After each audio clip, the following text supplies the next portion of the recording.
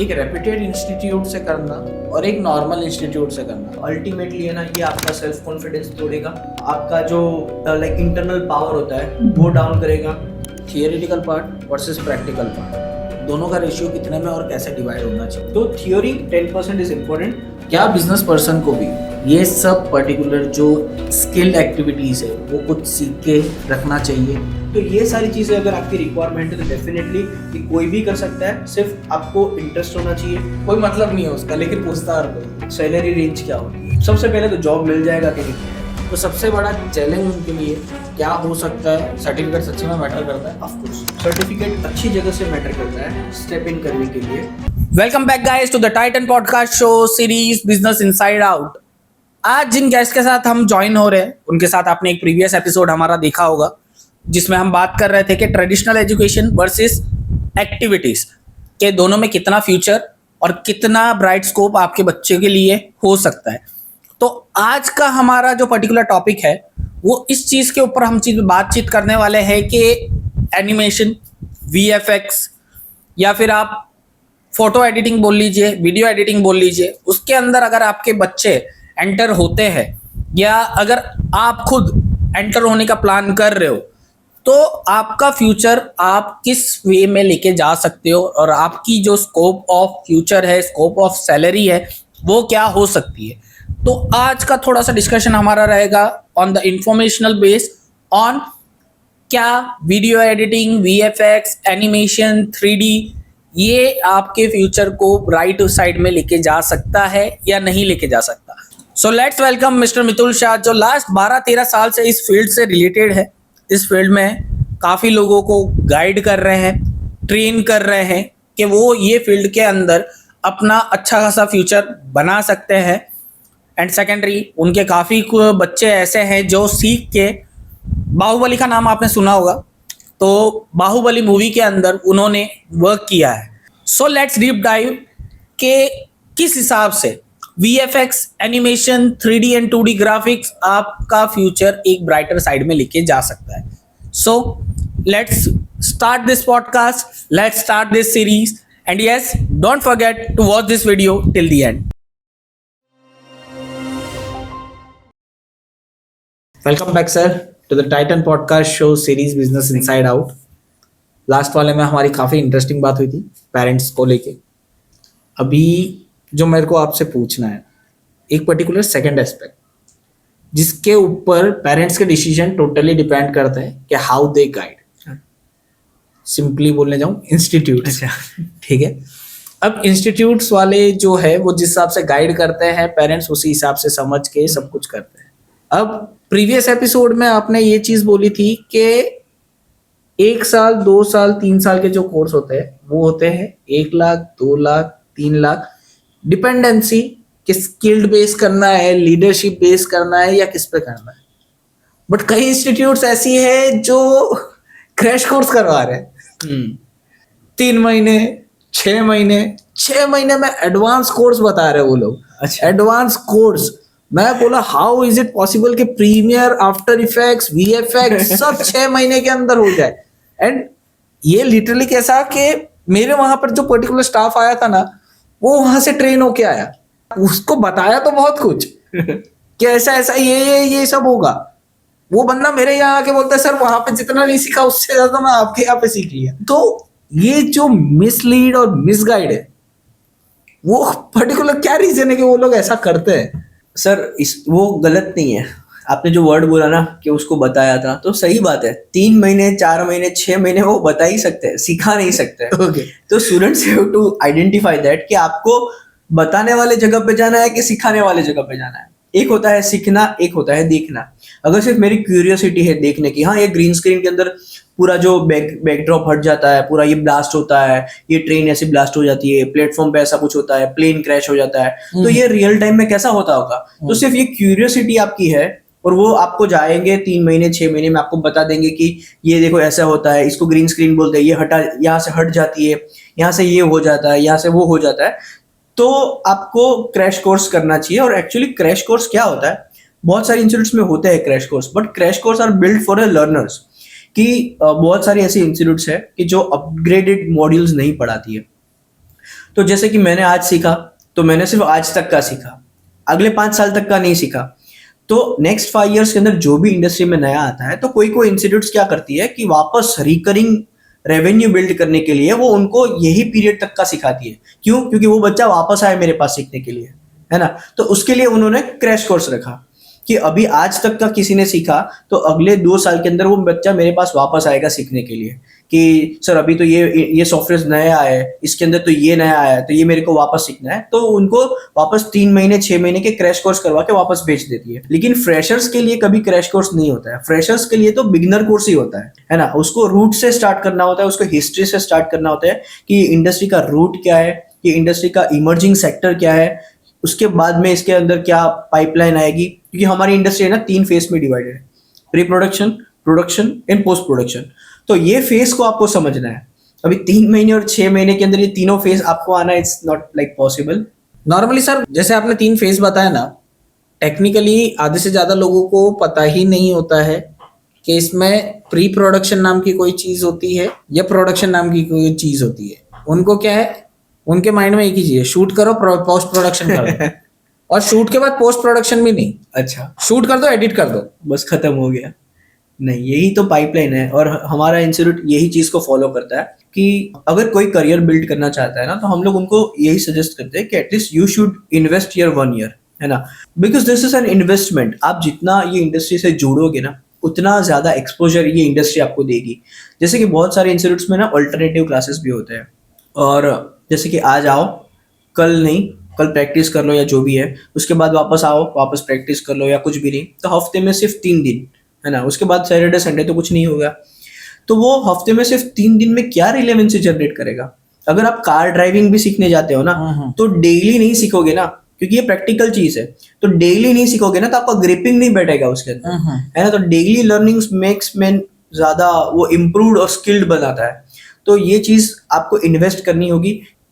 अभी सबसे बड़ा माइंड के अंदर बच्चों के ये क्वेश्चन होता है कि उन्हें सीखा इंस्टीट्यूट से, प्रैक्टिकल एक्सपीरियंस नहीं है। सो इंटर्नशिप उनके लिए एक अच्छा ऑप्शन है कि पहले जाओ, इंडस्ट्री की लर्निंग लो, कैसे अंदर होता है। क्योंकि एक इंस्टीट्यूट में अलग वे में वर्क होता है और एक आप जब कॉर्पोरेट सेक्टर ज्वाइन करते हो वो एक अलग वे में वर्क करता है। तो एज पर यू, आप जब गाइड करते हो, सिखाते हो, डू यू गाइड देम कि आप पहले जाके इंटर्नशिप करो, इंटर्नशिप से सीखो, उसके बाद आप लोग जॉब के लिए एक पर्टिकुलर प्रॉपर प्लेस पे अप्रोच करो जहां पे आपको बूस्ट अप मिल सके सैलरी में। करेक्ट। एक्चुअली हमारे यहाँ पे एक पैटर्न इस तरह से डिजाइन किया है, क्योंकि ये इतना बड़ा ग्रुप है और इंडस्ट्री में हर जगह पे इसका प्रेजेंस है।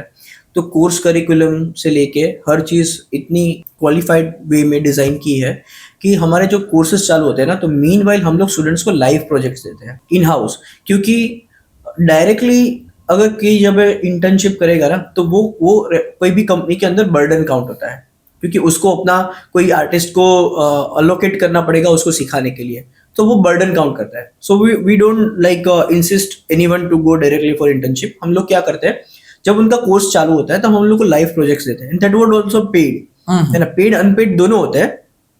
वेब सीरीज के ऊपर होता है, हॉलीवुड प्रोजेक्ट्स आता है, लाइव प्रोजेक्ट्स आता है, कॉमर्शियल शूट्स आते हैं। तो वो हम लोग उनको उनके क्राइटेरिया के हिसाब से देते हैं। जो जो मॉड्यूल्स कंप्लीट होते हैं उस हिसाब से हम लोग लाइव प्रोजेक्ट्स देते हैं, ताकि उनको लाइव फाइल्स पे काम करने का पता चले।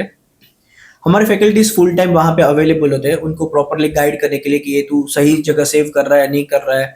बहुत सारे स्टूडेंट्स को एक्सटेंशन नहीं पता होता है, तो हर चीज पहले वो सीख लेता है। At the end of the course we suggest them to go in a different reputed organisations for their internship. और वो भी पेड भी होती है, अनपेड भी होती है। मेजोरिटी पेड देते हैं वो लोग। उसका रीजन है कि ये लोग फिर है ना प्रॉपर ट्रेंड होके जाता है। इंटर्नशिप जब कंपनी में करते हैं ना, स्पेसिफिकली हमारे इंस्टीट्यूट से, तो वो लोग जो है रिक्रूटर्स, जो भी कंपनी है, they are very clear with their mindset कि यहाँ से ये बंदा आया है ना, तो दैट मीन्स कि उसको मेरे को ज्यादा ट्रेन करने की जरूरत नहीं है, ही इज ऑलमोस्ट रेडी। अभी सिर्फ वो प्रैक्टिकल एक्सपोजर लेने आया है इधर कि अभी मेरे को फ्लो कैसे जाना है। सो वो फ्लो कैसे जाता है, वो डेडलाइन कैसी होती है, वो प्रेशर कैसे होता है, ये सिर्फ माइंडसेट सेट करने के लिए हम लोग उनको इंटर्नशिप्स के लिए भेजते हैं। बाकी टिल डेट तक का प्रोडक्ट तो हम लोग ही रेडी कर देते हैं। कई एक इंस्टीट्यूट ऐसी होती है जिनके वहां से, जैसे अभी अपने ने बात किया, कुछ एक इंस्टीट्यूट क्रैश कोर्स करवा रही है, 6 महीने में एडवांस कोर्स हो जा रहा है, तो वो पर्टिकुलर इंस्टीट्यूट से निकलने के बाद कहीं भी इंटर्नशिप एक क्या मायने रखती है अगर कोई बच्चा निकला है, क्योंकि एक रेप्यूटेड इंस्टीट्यूट से करना हाँ, और एक नॉर्मल इंस्टीट्यूट से करना, इट्स अ वास्ट डिफरेंस। देखो नॉर्मल इंस्टीट्यूट या क्रैश कोर्स करने के बाद डायरेक्टली इंस्टीट्यूट से इंटर्नशिप पे जाना, मैं ऐसा बोलूंगा कि अल्टीमेटली है ना, ये आपका सेल्फ कॉन्फिडेंस तोड़ेगा। दूसरा, आपका जो लाइक इंटरनल पावर होता है वो डाउन करेगा। तीसरा, वहां पे जाके वो स्टूडेंट्स को गिल्ट फील होता है। क्यों? क्योंकि ये सब चीज क्यों होती है मैं एक एक करके आपको बताता हूँ। वो कॉन्फिडेंस उसका टूट जाएगा। क्यों? क्योंकि जब वो देखेगा कि बाकी के इंस्टीट्यूट से, जैसे कि हमारी कोई इंस्टीट्यूट से कोई स्टूडेंट वहां पे इंटर्नशिप कर रहा है और ये कर रहा है, तो उसको वो दोनों डिफरेंस दिखेगा कि यार ये तो इतना फास्ट कर रहा है, मेरी ग्रिप ही नहीं आ रही है, यार इसको ये टूल्स पता है, मेरे को तो ये भी नहीं पता है। तो अल्टीमेटली तो स्टूडेंट ही है ना, अपने लिए तो सब इक्वल है वो स्टेज पे। कंपटीशन को देखते हुए वो खुद को फिर बोलते हैं ना, एक उसको एम्बेरेस फील होने लग एम्बेरेस जाता फील होता है, नर्वस हो जाता है, सेल्फ कॉन्फिडेंस टूट जाता है, फिर वो इंडस्ट्री से आउट हो जाता है। फिर वो बोलते कि नहीं यार, पेरेंट्स जो बोल रहे थे ना ये कर ले वो कर ले, वही सही थे, मैं गलत था। फिर वो गिल्ट आ जाती है। तो इसलिए मैंने हर इंस्टीट्यूट्स में काम किया है। ऐसा नहीं कि मैं डायरेक्टली यहाँ पे बैठ गया हूँ। I was in part in different organisation as well. तो तब भी जब मैं वो इंस्टीट्यूट का भी पार्ट रहा था, तभी भी जब हमारे मीटिंग्स वगैरह होते थे, तब भी मेरे सजेशंस हमेशा से यही है, let our students have some quality, some like kind of like odd man out जैसा, उसके अंदर कुछ स्पार्क, कुछ पोटेंशियल, कुछ यूनिकनेस क्रिएट करके बाद हम उसको बेचते हैं, ताकि उसका कॉन्फिडेंस लेवल बूस्ट हो वहां पे। आप सोचो सर कि आपको सारे टूल्स, सारे सॉफ्टवेयर, सारे फाइल्स एक्सटेंशन सब आते हैं और आप इंटर्नशिप करने जाओ, और एक ऐसी जगह पे आप जाओ कि जहां पे आपको बहुत कम नॉलेज है ना, सीखने के लिए आपको बेच दिया है, सिर्फ नाम दिखा के मैंने इसको इंटर्नशिप दे दिया, मैंने इसको प्लेसमेंट दे दिया है, तो और मैंने आपको डायरेक्टली वहां पे डाल दिया है, तो आपके ऊपर क्या इम्पैक्ट पड़ेगा उस चीज का? आप इंडस्ट्री छोड़ दोगे सर। भले आपने 1 साल पूरा इन्वेस्ट किया है, लाखों रुपए डाले, दिन रात मेहनत की है, आप एंड रिजल्ट के लिए ही तो काम कर रहे थे, आप यही दिन के लिए तो काम कर रहे थे, और यही दिन के लिए आपको वहां पे नर्वसनेस मिले, लैक ऑफ कॉन्फिडेंस मिले, आपको बार बार हुआ कि यार ऐसा नहीं करने का था, कहाँ से सीख के आया तू, तो वो बहुत एम्बेरेसिंग फील करता है सबके सामने, और बोल देता है कि यार पेरेंट्स जो बोल रहे थे या मेरा जो फ्रेंड बोल रहा था ना कि यार तू नहीं करेगा, ये नहीं कर, ये कर, यही बात सही थी, and he walked out from the industry. तो सर यहाँ पे जो बात हुई अपनी कि जिस हिसाब से बंदों को जाके वहां पर होता है, प्रैक्टिकली करना रहता है, इम्प्लीमेंट करना रहता है, कोर्स के अंदर अगर देखा जाए theoretical part versus practical part, दोनों का रेशियो कितने में और कैसे डिवाइड होना चाहिए? एक्चुअली हर इंडस्ट्रीज, मतलब हर इंस्टीट्यूट है ना, ऐसा बोलती है कि हमारे यहाँ पे सिर्फ प्रैक्टिकल्स होता है, लेकिन मैं ये बात पे बिलीव नहीं करता हूँ। हमारे इंस्टीट्यूट्स में हम लोग ने 10 to 20% थ्योरी भी रखा है। क्यों रखा है? जैसे यही चीज के लिए बहुत छोटी छोटी चीजें हैं जो हम लोग स्टूडेंट्स को ट्रेन करते हैं, बहुत छोटी छोटी बातें। और क्यों करते हैं पता है? क्योंकि already I am a student, मैं वो स्टूडेंट था, आई वॉज अ स्टूडेंट, मैंने ये पूरा साइकिल फेस किया है। I was an student, I was an faculty, I am a owner, है ना, तो अभी मैं फ्रेंचाइजी भी ओन करता हूँ, तो ये पूरी जर्नी मैंने नहीं की है, तो मैंने हर फेज से निकला हूँ। तो ये बात मैं बहुत क्लियरली समझ सकता हूँ कि हर स्टूडेंट्स को क्या चाहिए, हर पेरेंट्स को क्या चाहिए, क्योंकि मेरे पेरेंट्स ने भी बहुत हार्डली EMI पे किया है, तो वो भी दिन मैंने देखे हैं। इवन मेरा जो छोटा भाई है वो भी ये सेम इंडस्ट्री से है ना, तो हम दोनों के EMI पापा पे करते थे, हम लोग भी बाहर रहते थे, तो ये सारी चीजें हम लोगों ने एक जगह पे मर्ज किया। जैसे मेरा पूरा एकेडमिक का एक्सपोजर है, वैसे मेरा जो छोटा भाई है उसका पूरा प्रोडक्शन का एक्सपोजर है। तो हमारे इंस्टीट्यूट्स में स्टूडेंट्स को ये दोनों स्पेशलिटी मिलती है कि प्रोडक्शन के एक्सपीरियंस में कैसे काम करते हैं और एकेडमिक्स के एक्सपीरियंस में कैसे काम करते हैं, है ना। तो ये कॉम्बिनेशन कोई और दे नहीं सकता है। और हम बात जो कर रहे थे इस थ्योरी और प्रैक्टिकल्स की, तो हमने थ्योरी के भी ऊपर थोड़ा सा फोकस रखा है। फोकस मतलब 10 to 15%, कि हम लोगों ने बहुत सारी बुक्स लाके रखी है हमारी इंडस्ट्री की, है ना, कि बच्चे को हम लोग सजेस्ट करते हैं कि बेटा आप लोग क्या करो कि एटलीस्ट ना दिन के अंदर जब क्लास अटेंड कर लो या जाओ उससे पहले बुक का कोई भी एक पेज पढ़ो, उससे उसकी जो टेक्निकलिटी के वर्ड्स होते हैं ना, जो टेक्निकल वर्ड्स होते हैं, उससे वो फेमिलियर होता है। क्योंकि हम लोग सिर्फ नॉर्मल कंपनीज में प्लेस नहीं करते हैं, हम लोग रेप्यूटेड बहुत बड़ी बड़ी जो इंडस्ट्रीज है, प्रोडक्शन हाउस है, वहां पे स्टूडेंट्स जाते हैं। इवन अब्रॉड में भी हमारे स्टूडेंट्स हैं, बाहर के प्रोडक्शन हाउस में भी काम करते हैं, है ना। तो वहां पे जब वो टेक्निकल वर्ड्स उसके बाकी के आर्टिस्ट बोलते हैं ना, तो इनको समझ नहीं आता है। बाकी की जगह जहाँ पे थियोरी प्रमोट नहीं करते, जरा भी फोकस नहीं करते, तो उनको टर्मिनोलॉजी समझ में नहीं आती है। रेंडरिंग क्या होता है, ये क्या होता है, ऑक्लूजन क्या होता है, वो क्या होता है, पासिस क्या होता है। तो हम लोग उसको रेडी करते हैं ये सारे वर्ड्स बोलने के लिए, कि पहली बार किसी को ऑक्लूजन बुलाएगा तो वो शायद प्रोनाउंस गलत कर देगा और बाकी के लोग का इंप्रेशन उसके सामने गलत पड़ जाएगा, उसका कॉन्फिडेंस टूट जाएगा। तो हम ये छोटी छोटी बातें ध्यान रखते हैं एकेडमिक्स के अंदर, कि नहीं, पहली बात यहाँ पे मिस्टेक करे तो हम उसको करेक्ट कर पाएंगे कि दिस इज कॉल्ड ओक्लूजन। बहुत लोग तो सॉफ्टवेयर के नाम सही से नहीं ले पाते, है ना।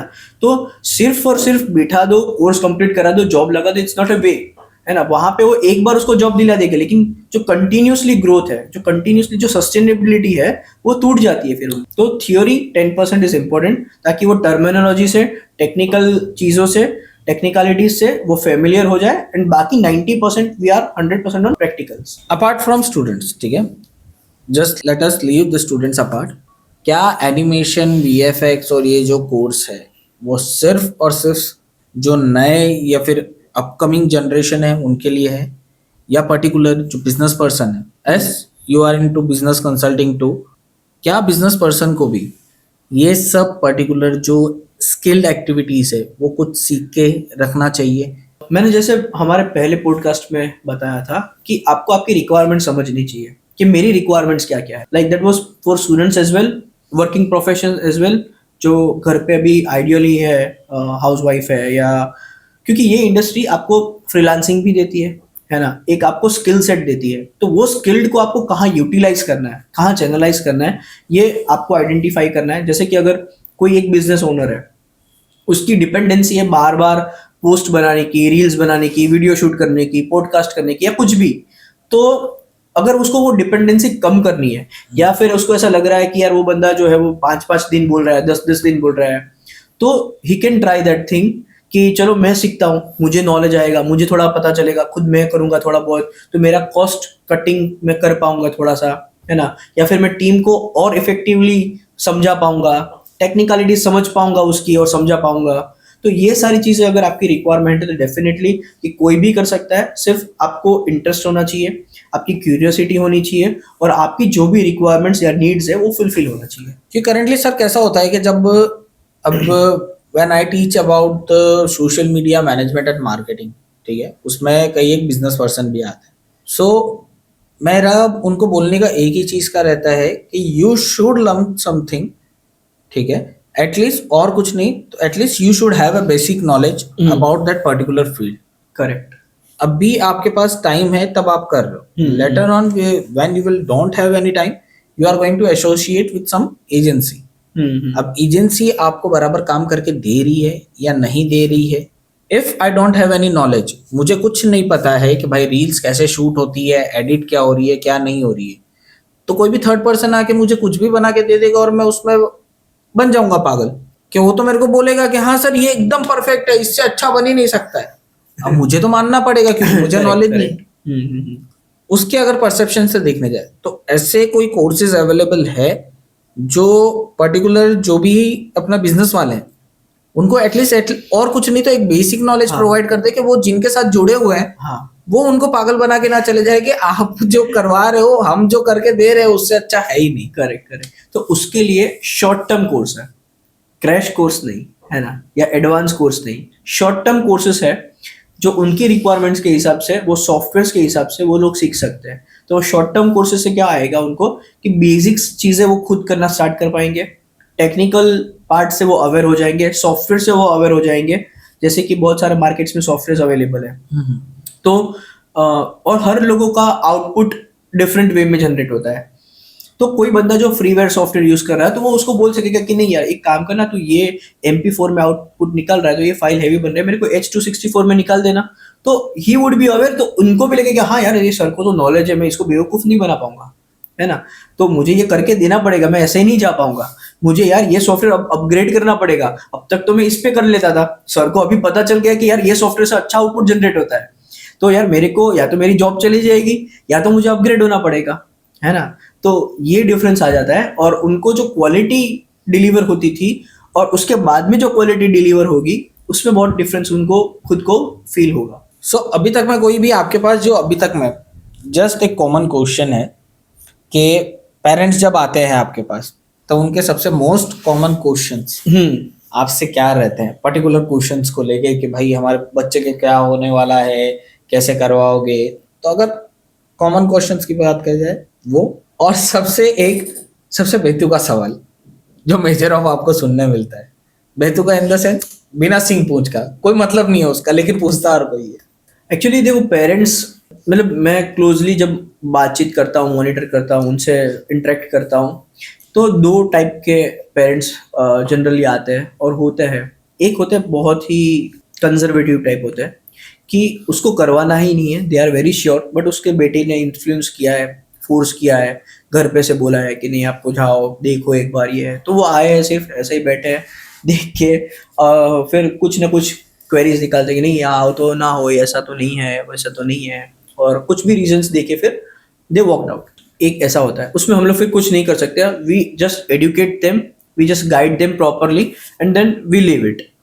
दूसरे पेरेंट्स जेन्यूनली जानना चाहते हैं कि सर मेरे को कुछ चीज़ें जाननी है, जैसे कि मेरा बेटा या मेरी बेटी का करियर का सवाल है, ये उसका फ्यूचर है पूरा, तो इसके अंदर उसको क्या क्या चैलेंजेस आएगी, क्योंकि बाप हमेशा चैलेंजेस की बातें करेगा, है ना, वो फेम की बातें कम करेगा, उसको पता है कि वो तो करेगा, है ना, लेकिन पहले वो बोलेगा यार मेरे को ये जानना है कि मेरा बेटा फंसने वाला कहाँ कहाँ है या मेरी बेटी फंसने वाली कहाँ कहाँ है ना, तो वो हमेशा चैलेंजेस की बातें करेगी। सर सैलरी रेंज क्या होती है, सबसे पहले तो जॉब मिल जाएगा कि नहीं मिल जाएगा, तो मैं उनको बहुत प्रैक्टिकली जवाब देता हूँ, बहुत सेटिस्फाइड वे में जवाब देता हूँ, और उनको पता चल जाता है कि हाँ ये बात सही है। We use Google for that, हम लोग हमारा कुछ नहीं दिखाते हैं, ठीक है। सो विद दैट एनालिसिस हम लोग उसको यहाँ पे सॉल्यूशन देते हैं। उसके बाद सर ये कर पाएगा कि नहीं कर पाएगा, है ना, अब ये हमारे लिए भी चैलेंजिंग पार्ट है, क्योंकि हमें उनको कमिटमेंट देना है ना, किसी के करियर की जिम्मेदारी लेनी है, तो उसके लिए we serve them a demo class कि sir let them like check this thing first, क्योंकि आपको डाउट है तो हमको तो 100% डाउट है कि होगा कि नहीं होगा। देन वी सजेस्ट देम कि चलो सर एक डेमो क्लास हम लोग को लेने दो। तो क्या होता है कि डेमो क्लास में सिर्फ स्टूडेंट्स जज नहीं करता है, फैकल्टीज आल्सो जजिंग कि भाई इसकी कैपेसिटी है और किधर तक की है। विद दैट डेमो क्लास हम फिर पेरेंट्स को बोलते हैं कि सर यस ये कर लेगा, डोंट वरी फॉर दैट। तो यहाँ से ये दूसरा सवाल का उसका जो भी क्वेरी है ये हम लोग सॉल्व करते हैं। थर्ड पार्ट आता है उनका फाइनेंशियल, बराबर है, चलो सर जॉब भी लग जाएगी, ये कर भी लेगा, अभी फाइनेंस पार्ट कैसा मेरे को मैनेज करना पड़ेगा। तो जनरली सॉफ्टवेयर जो है वो चार्जेबल्स होते हैं, फैकल्टीज के चार्जिंग होते हैं, मतलब पेड सारी चीज़ें, और we keep very ethical faculties, high trained faculties, तो उनका एक सैलरी रेंज अलग होता है। उनको हर चीज़ की इक्विपमेंट्स की जो रिक्वायरमेंट होती है, जैसे कि बाकी सब जगह पे है ना, सिर्फ सिखाने के लिए, मैंने बोला ना, ये जैसे आपने एडवांस कोर्स वगैरह सिर्फ बता दिया था, तो बताने के लिए होता है, हम लोग के यहाँ पे सब सिखाने के लिए होता है। तो we have all the gadgets like all the devices. जब फोटोशॉप होता है ना तो उसके अंदर डिजिटल पेंटिंग, मेट पेंटिंग, ये सब चीज़ है, तो we have kept different type of pen tabs in our institute, है ना, ताकि स्टूडेंट्स को लेना नहीं पड़ता है वो चीज़, वो खुद वहाँ पे प्रैक्टिकल करके देखता है, ताकि जब इंडस्ट्री में जाए तो उसको घबराहट ना हो, यार अब मैं ये पेन कैसे पकड़ूंगा, है ना, they are very used to with all this gadgets, है ना। उसके बाद में जैसे कि 3D प्रिंटर्स, तो जब कोई 3D का अपना खुद का मॉडल बनाता है, we have 3D printers in our institutes, तो वो खुद के 3D प्रिंट्स निकाल के देख सकते हैं, यस, और उसको पता है कि 3D प्रिंटर कैसे चलाने का है। मैं चैलेंज करता हूँ कि हमारे इंडस्ट्री के अंदर 90% ऑफ स्टूडेंट्स जो 3D में काम करते हैं, they are not aware with operating of any 3D printers. Major of sir ये पता भी नहीं है कि 3D प्रिंटर नाम की चीज आती भी है, हाँ। और कुछ एक को तो अगर ये पता है तो उन लोगों को ये नहीं मालूम है कि खरीदा कहाँ से जाता। सर उसकी गलती उनकी नहीं है ना, उसकी गलती नहीं है, उनके मेंटर्स की गलती है कि उनको ये सारे प्रैक्टिकल्स उनको बताया गया है, सिखाया नहीं गया है ना। बताना और सिखाने में यही डिफरेंस है। हम लोग सिखाते हैं हर बार कि ये प्रिंटर है, इसको ऑपरेट करो, इसके अंदर कौन सी फाइल्स एक्सपोर्ट होती है, इंपोर्ट होती है, ये जानो, रिले कैसे चेंज करते हैं, रिले कौन सी डाली जाती है, कैसे डाली जाती है, अपने मॉडल्स वहां से कैसे एक्सपोर्ट किया जाता है, क्या उसकी टाइमलाइन होती है, क्या उसका फ्रेमिंग होता है, क्या उसका फ्रेम रेट्स होता है, वो हर प्रैक्टिकल चीज सिखाने के बाद वो खुद बंदा उसके ऊपर काम करता है। उसके बाद गेमिंग के ऊपर जाता है तो AR VR के डिवाइस है ना, मेटाक्विज के डिवाइस आते हैं, we have kept all that devices with our institute. कि हर स्टूडेंट्स इसको प्रैक्टिकली चेक करे कि मेरा जो भी गेम बनाया है फिर ये है वो कैसे पहनते हैं, इसको कैसे ऑपरेट करते हैं। अब डायरेक्टली मैं किसी को इंटर्नशिप के भेज दूं किसी आर्किटेक्चर के वहां पे वॉक थ्रू बनाने के लिए और उसको बोले कि चल अब ये सेट करके दिखा, क्या करेगा वो बंदा, है ना। और अगर यहाँ पे हर चीज उसने सीखी है, देखी है, यूज की है, यूज टू है, तो वो वहां पे जाके गाइड करेगा 5 को, नहीं तू ये गलत कर रहा है, ऐसे पहन ऐसे पहन। उसका कॉन्फिडेंस लेवल बिल्ड होता है उससे कि यार कितना मस्त आता है मेरे को, और वो हमेशा खुश रहेगा। और जब वो खुश होगा तो आर्टिस्टिक स्किल जो है ना उसकी और एनहांस करेगी। तो कहीं ना कहीं सर आपको ऐसा नहीं लगता है कि एक जब आर्टिस्टिक स्किल्स की बात करते हैं अभी के टाइम के अंदर, बोलते हैं ना टेंशन किल्स क्रिएटिविटी, ठीक है, आप स्ट्रेस में हो, आप टेंशन में हो, डिप्रेशन में हो, वो कहीं ना कहीं आपकी क्रिएटिविटी को खत्म कर इफेक्ट करता है, करेक्ट। तो जो क्रिएटिव फील्ड में है उनके लिए पर्टिकुलर आपकी तरफ से क्या गाइडेंस है कि अगर उनको अपनी क्रिएटिविटी बरकरार रखनी है, so how should they face the challenges they are having in their life और इन देयर करियर? एक्चुअली आप कभी मेरे इंस्टीट्यूट पे आना, आपको जितने भी स्टूडेंट्स होंगे ना वो कोई भी है ना टेंशन में नहीं लगेंगे, क्योंकि हम लोग है ना जैसे वो अंदर आते हैं ना वहाँ का कल्चर, वहाँ का एनवायरनमेंट, वहाँ के फैकल्टीज, वहाँ का एम्बियंस, वहाँ के वाइब्स वैसे ही रखते हैं ना कि वो हर चीज़ दूर के बाहर ही छोड़ के आता है। हमारे फैकल्टीज और स्टूडेंट्स के बीच में हम लोगों ने एक ज़रा भी थीन लाइन नहीं रखी है ना। बहुत ही वो लोग फ्रेंडली काम करते हैं, ग्रुप एटमोसफियर ऐसा होता है। एक्चुअली उसको जो सीखना था, जो करना था, वो करेक्ट जगह पे है ना। तो ये सब चीज़ों से वो हमेशा के लिए वो हमेशा दूर रहता है। उसके अलावा भी हमारे यहाँ पे एवरी सैटरडे अलग अलग एक्टिविटीज़ होती है, उनकी क्रिएटिविटी जो उसका नर्चरिंग लेवल है, उसका जो इग्नाइट है, उसको एम्पावर करने के लिए हमारे इंस्टीट्यूट है वो, जैसे मैंने आपको बताया कि वो हर इंडस्ट्री में उसका प्रेजेंस है, OTT प्लेटफॉर्म पे, टीवी चैनल्स पे। तो उन लोग के पास पूरे ये प्रैक्टिकल नॉलेज है, क्योंकि चलो ये तो हमारे इंस्टीट्यूट्स है हर जगह पे इंडिया में अलग अलग सेगमेंट्स में, हर सिटीज के अंदर, लेकिन वहां पे तो उनको प्रोडक्ट डिलीवर करना है प्रोडक्शन हाउस के अंदर। तो वहां की क्रिएटिविटी, वहां का स्ट्रेस लेवल, वहां की डेडलाइन, वहां का प्रेशर उनको हैंडल करना और डिफिकल्ट पड़ता है। बीइंग एज एन स्टूडेंट वहां पे ज्यादा डिलीवरीज होती है, तो वहां पे वो लोग जो एक्सरसाइजेस करवाते हैं प्रोडक्शन हाउस में, वही हमारे इंस्टीट्यूट्स में भी वो लोग डिलीवर करवाते हैं कि यहाँ से ही बाय प्रोडक्ट ऐसा रेडी हो कि वहां पे आते आते वो ये लेवल पे काम कर पाए। Kind of mock round. Correct. तो मॉक राउंड आपके हिसाब से मॉक राउंड एक बहुत इंपॉर्टेंट रोल प्ले करता है कहीं ना कहीं, कि इंडस्ट्री प्रिपेयर हो गया या माइंड प्रिपेयर करना हो गया या जो भी आगे अपकमिंग चैलेंजेस है उसको फेस करना हो गया उसके लिए। अब सबसे बड़ा टास्क, अगर कोई पर्टिकुलर पर्सन है उसको अगर ये फील्ड के अंदर एंटर होना, स्पेशली एनिमेशन, VFX, ठीक है, तो सबसे बड़ा चैलेंज उनके लिए क्या हो सकता है और उनको क्या पर्टिकुलर माइंडसेट प्रिपेयर करके ये फील्ड में एंटर होना चाहिए? अगर आप एनिमेशन, VFX, ग्राफिक्स, गेमिंग या कोई भी ये इंडस्ट्री के अंदर आप स्टेप इन कर रहे हो, तो सबसे पहला तो आपका इंटरेस्ट है ना, ये आपको जानना जरूरी है कि हाँ मुझे अच्छा लगता है ये काम करना। कोई काम कर रहा हो तो उसको देखना अच्छा लगता है, मैं खुद ये करूँगा तो मुझे अच्छा फील होगा, ये पहला माइंडसेट होना चाहिए। तो आपके पास कोई भी रेस्ट्रिक्शन, कोई भी कंस्ट्रेंट ऐसा नहीं आएगा कि जो आपको रोक पाएगी। एंड एक बार आप कोई भी इंस्टीट्यूट में आप चले गए, फिर छोड़ दो सब उसके ऊपर, go with the flow. Maximum time वहाँ पे स्पेंड करो, मैक्सिमम स्टूडेंट्स के साथ कनेक्ट हो, मैक्सिमम फैकल्टीज के साथ इंटरेक्ट करो, और मैक्सिमम टाइम आप सॉफ्टवेयर के साथ इंटरेक्ट करो, है ना, जितना। क्योंकि क्या होता है कि रिक्रूटर्स जो होते हैं ना ये इंडस्ट्री के, बहुत शार्प होते हैं, इतने सालों से होते हैं, even though I was in part of it. तो वो जो स्टूडेंट्स का जो माउस का फ्लो होता है ना, सिर्फ वो उसके क्लिक्स और उसके फ्लो से पता चल जाता है कि ये बच्चे में कितना पोटेंशियल। इसलिए हमारा हर दिन प्रैक्टिकल होता है कि उसकी जो फ्लो है, उसका जो एल्गोरिदम है टूल्स ढूंढने का, टूल्स देखने का, वो क्लिक क्लिक क्लिक क्लिक टक टक टक टक टक ऐसा करता है। और एक होता है वो ऐसे ढूंढता है, ऐसा माउस ये कहाँ है, मूव, ओके, ये मेनू, ओके।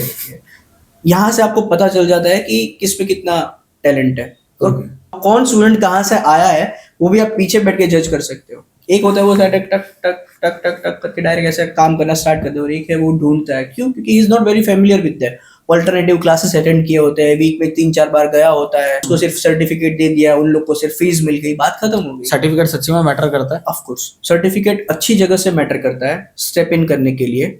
उसके बाद तो आपका स्किल सेट है, ओके, है ना। तो एक रेप्यूटेड लोगो, इंडस्ट्री प्रेजेंस वाला लोगो जो मार्केट में है, जो सालों से है, बराबर है, जो आपको उसके बेस से तो पता चलेगा ना रिक्रूटर्स या कोई भी कंपनी को कि इसके कंटेंट कितने स्ट्रांग होंगे। जैसे हमारा, मैंने आपको बताया कि इंडस्ट्री में प्रेजेंस है हर जगह पे, तो प्रैक्टिकल नॉलेज उन लोग को मिलता है, और वो जो कंटेंट रेडी कर पाएंगे वो बाकी कोई नहीं रेडी कर पाएगा, क्योंकि वो खुद इंडस्ट्री में है, तो उनको पता है कि इंडस्ट्री की रिक्वायरमेंट क्या है आज और अगले 5 साल के लिए। बाकी कोई इंडस्ट्री में नहीं होता है तो उनको पता नहीं चलता है। वो लोग सिर्फ फ्लूकली डिजाइन करते हैं अपने कंटेंट, क्या अभी ये सॉफ्टवेयर चल रहा है तो ये होता होगा, ये चल रहा है तो ये होता होगा, है ना। वो लोग सिर्फ एजम्पशन से कंटेंट को डिजाइन करते हैं। जबकि हमारे इंस्टीट्यूट जो है वो खुद इंडस्ट्री में है, तो वो प्रैक्टिकल लर्निंग्स के बेस्ड पे कि वहां पे क्या रिक्वायरमेंट्स चल रही है, नेक्स्ट 5 इयर्स में क्या रिक्वायरमेंट्स और आएगी, क्योंकि लंबे लंबे प्रोजेक्ट्स चलते हैं मूवीज के, वेब सीरीज के,